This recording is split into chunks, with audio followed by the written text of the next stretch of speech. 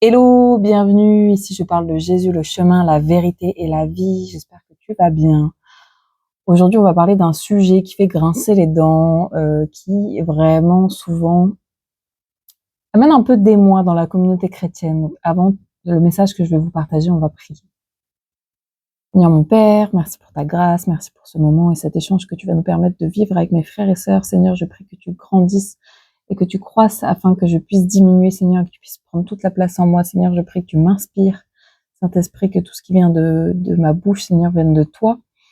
Que tu puisses enlever tout ce qui ne vient pas de toi et que tu puisses édifier mes frères et sœurs et leur accorder des réponses, Seigneur, à leurs questions en passant par moi qui suis une humble servante de ton royaume, Seigneur. Je prie que prenne à nouveau toute la place dans mes pensées, dans ma bouche et dans tout ce que je vais annoncer et que tu disposes les cœurs à entendre ce que tu as besoin de transmettre. Dans le nom de Jésus, j'ai prié. Amen. On va parler du fait que, des fois, est-ce que demander un signe à Dieu, c'est biblique ou non?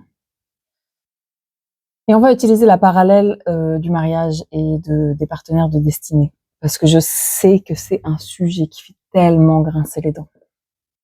Déjà, je vais vous mettre tout de suite ce que le Saint-Esprit me met à cœur. Dans la vie, on a des combats qui sont différents. C'est-à-dire que, gloire à Dieu, grâce au Seigneur, les violences conjugales, ça n'a jamais fait partie de mon histoire, ni de l'histoire de ma famille, ni des générations dessus, enfin, du côté de ma mère. Du coup, voilà, moi, c'est quelque chose avec lequel je ne me débat pas, mais je sais qu'il y en a pour qui c'est le cas, et qu'il y en a qui auront des combats dans ce lieu-là. Je sais qu'il y en a pour qui les combats dans leur vie, ça sera autour de la pauvreté, autour de la difficulté d'accès à l'emploi, alors qu'on est diplômé, alors qu'on a tout ce qu'il faut, alors qu'on est dans des bonnes conditions et on n'accède pas à l'emploi. Il y en a pour qui les démons à combattre, ça sera tous les esprits d'alcoolisme, d'addiction. Voilà, on a chacun des combats dans nos vies. En ce qui me concerne, je fais partie d'une famille qui est pour l'instant non chrétienne et je sais que le mariage que le Seigneur me réserve va permettre de glorifier l'amour sacrificiel qu'il a prévu entre l'homme et la femme afin que ça soit un exemple pour les gens autour de moi. Donc je sais que mon plus grand combat, ça sera dans le mariage et que c'est pour ça que il y a des choses qui sont si compliquées. Oui, mais Fantine, la vie en Christ, c'est pas des combats, gna gna gna. Eh, vous là, lâchez-moi les baskets, ok? On est dans les temps de la fin. On est dans les temps de la fin. On sait que toutes les valeurs qui sont défendues par le royaume, elles sont extrêmement combattues. On n'a plus aucune légitimité aujourd'hui à prôner la chasteté, à prôner le mariage. Voilà, encore une fois, quand je parle du fait que moi je vais attendre de me marier pour vivre avec mon mari, que je vais attendre de me marier pour coucher avec mon mari, voilà. Au grand âge que j'ai, les gens me regardent en mode « What the heck ?»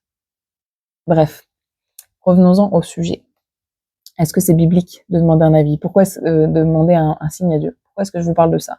Parce qu'il y a des fois où Dieu, il n'a pas besoin, dans des choses qui sont pas vraiment des combats, de nous envoyer des signes. Par exemple, si toi tu sais que le mariage, il n'y a jamais eu de soucis dans ta famille, toutes les personnes se sont mariées jeunes, des mariages sains, où les partenaires s'aiment, où il n'y a pas de divorce, où voilà, tu sais que voilà, potentiellement dans ta lignée, les combats n'ont jamais été autour du mariage. Le Seigneur, il n'a pas besoin de t'envoyer 150 milliards de signes parce que voilà, ça coule de source. Rebecca, elle n'a pas eu besoin, elle, de signes. Par contre, le serviteur de Isaac, il a eu besoin de signes pour la reconnaître. Mais elle, une fois que le serviteur lui a dit viens épouser mon maître, elle n'a pas eu besoin d'attendre, de jeûner 15 jours, de demander au Seigneur s'il te plaît, donne-moi un signe parce que eux, leur combat n'était pas là. Voilà, pourquoi je parle de ça? Il y a un moment particulièrement dans la Bible où il est question de quelqu'un qui demande des signes à Dieu. Et cet exemple est repris maintes et maintes fois. Et je vais vous expliquer ce que j'ai reçu aujourd'hui du Seigneur parce que c'est un... Vraiment, moi j'aime bien la façon dont je reçois des trucs sur la Bible parce que j'avais pas du tout prévu de lire ça. Et du coup, j'étais en train de lire ça sur ma pause déj et on est dans Juge 6. Et cet homme, c'est Gédéon. Gédéon, il a demandé des signes au Seigneur par 2 fois. Et en fait, le contexte à l'époque, c'est que les Israélites, ils faisaient à nouveau ce que les... Alors, je vais lire Juge 6, verset 1.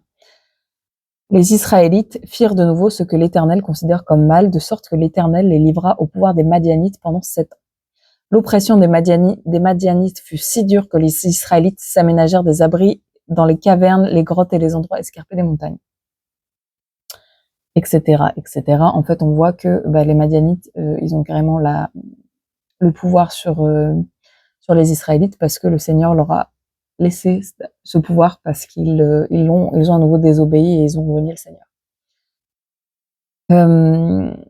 On voit que le Seigneur, que quand les Israélites, verset 7, implorèrent l'Éternel à cause des Madianites, il leur envoya un prophète qui leur dit: Voici ce que déclare l'Éternel, le Dieu d'Israël, c'est moi qui vous ai fait sortir d'Égypte, de ce pays où vous étiez réduits à l'esclavage. Je vous ai délivrés des Égyptiens et de tous ceux qui vous opprimaient. Je les ai chassés devant vous, je vous ai donné leur pays.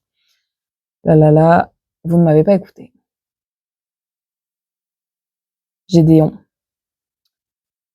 L'ange de l'Éternel lui apparut, on est dans verset 12, l'ange de l'Éternel apparut donc à Gédéon et lui dit: l'Éternel est avec toi, guerrier valeureux.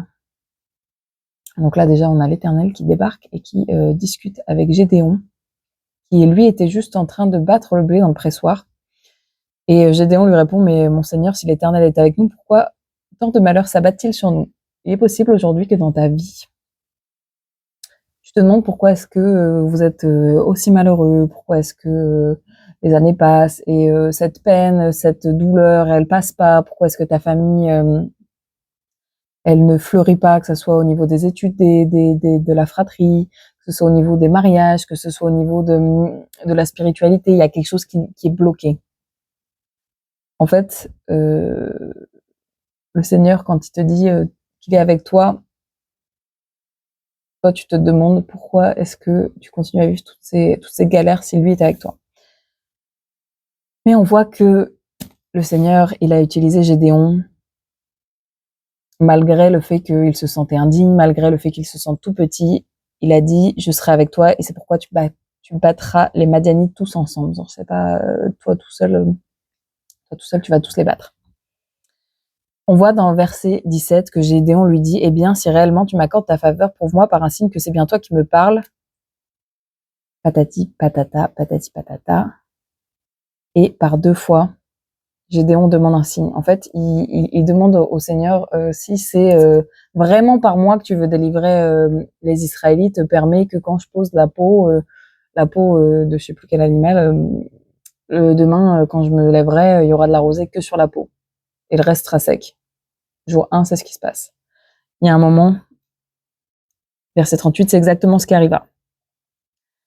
Verset 39, alors il dit à Dieu: ne te fâche pas contre moi, si je t'adresse encore une fois la demande, permets-moi seulement une dernière épreuve avec la toison, qu'elle reste seule sèche et que la rosée mouille le sol tout autour. Et Dieu fit cette nuit-là ce que Gédéon avait demandé. Seule la toison resta sèche et tout le sol reçut de la rosée. Pourquoi je vous parle de ce passage en particulier en matière de signes? Ce que l'Esprit m'a mis à cœur, c'est que oui, le Seigneur, il accorde des signes, mais Gédéon, là, c'était pas pour son petit plaisir que le Seigneur lui accordait des signes. C'était pas en mode est-ce que c'est mon mari, Seigneur? Est-ce qu'on va avoir des beaux enfants? Est-ce que ceci, est-ce que cela, est-ce qu'il va être attentif? Non. En fait, le Seigneur, s'il te confirme, il te confirme, c'est parce que tu vas en guerre, mon frère. C'est parce que tu vas en guerre, ma sœur. Là, ce mariage ou cette situation dans laquelle le Seigneur t'envoie, sur lequel tu veux pas aller parce que t'es en mode non, mais Seigneur, je peux pas y aller par mes propres forces. Là, si c'est pas toi, dans ce domaine de ma vie qui m'envoie, je n'irai pas. Parce que ça va être des combats. C'est des combats. Le Seigneur, il permet de te confirmer et de te reconfirmer certaines choses à partir du moment où tu comprends tout l'intérêt spirituel qui se cache derrière cette épreuve. Par plusieurs fois, le Seigneur, il a confirmé à Abraham qu'il serait père d'une multitude. Il lui a pas dit quand, il lui a pas dit comment, ce qui a amené Abraham à prendre des décisions qui n'étaient pas selon le plan de Dieu. Il a voulu faire en précipitation parce qu'il connaissait pas assez le caractère de Dieu ou parce que il a été affecté par sa chair. Voilà. Donc oui, demander des signes au Seigneur, c'est biblique. Oui, le Seigneur peut être amené à donner des signes, mais passer un moment dans certaines situations, tu vas même toi arrêter de demander des signes et c'est le Seigneur qui va t'en envoyer régulièrement pour continuer à te tenir en haleine dans cette bagarre parce que ce n'est pas pour toi que tu es envoyé dans ce combat. C'est-à-dire que là où le Seigneur t'envoie, il y a des Israélites, il y a des gens qui ont renié le Seigneur, il y a des gens dont le comportement ne rend pas gloire à Dieu. Et que là, le Seigneur, il t'envoie pour les délivrer, mais pour faire gloire, pour rendre gloire à son nom. Donc, tu vas être face à des gens qui sont têtus, tu vas être face à des gens qui vont te rendre la vie dure, tu vas être face à une sortie de ta zone de confort. Et pour ça, le Seigneur, il a besoin. Il sait que tu as besoin de signes et il sait que tu as besoin de voir physiquement quelque chose qui fait que il marche avec toi. Voilà, donc pas de panique. De toute manière, le Seigneur, il te prépare, il t'utilise. Moi, clairement, le Seigneur, il est petit à petit en train de faire sortir de ma tête le conte de fées à la Cendrillon et il est vraiment en train de me rappeler que il a fait de moi une guerrière et que ça soit une condition que j'accepte ou pas, ma vie ça sera jamais un Disney et que je serai prête à tout pour aller déraciner du camp de l'ennemi les âmes des gens qui me sont chers et des gens qui sont chers aux gens que j'aime. Voilà, donc c'est des combats. Je sais qu'il y a des moments où je vais devoir combattre seule avec le Seigneur. Je sais qu'il y a des moments où il va mettre des gens autour de moi pour combattre. C'est pas facile, mais la vie en Christ, c'est pas rose. En tout cas, on a la paix et c'est lui qui crée le vouloir et le faire. Voilà. Donc j'espère que vous vous reconnaîtrez pour certains dans les situations dans lesquelles vous traversez. Je prie que pour chacune des prières que vous faites, chacun des besoins ou des désirs que vous faites remonter au Seigneur par la prière, vous réfléchissiez aussi un moment à quel intérêt le Seigneur il a de répondre à cette prière dans son royaume. Est-ce que c'est un truc purement égoïste? Seigneur, accorde-moi un beau mari pour faire un beau mariage, pour que tout le monde soit jaloux parce que on m'a toujours dit que j'étais la stérile, on m'a toujours dit que j'étais celle qui se marierait jamais. Ou alors est-ce que tu sais que ton mariage il va honorer le Seigneur, que vous allez servir ensemble, que vous allez main dans la main être plus fort pour le combat? Est-ce que le travail que tu désires, c'est juste pour gagner plus d'argent, pour t'acheter des beaux vêtements, ou est-ce que c'est parce que tu sais que par le biais de ce travail, tu vas pouvoir développer des compétences qui vont glorifier le Seigneur? Voilà, donc je pense que le Seigneur, il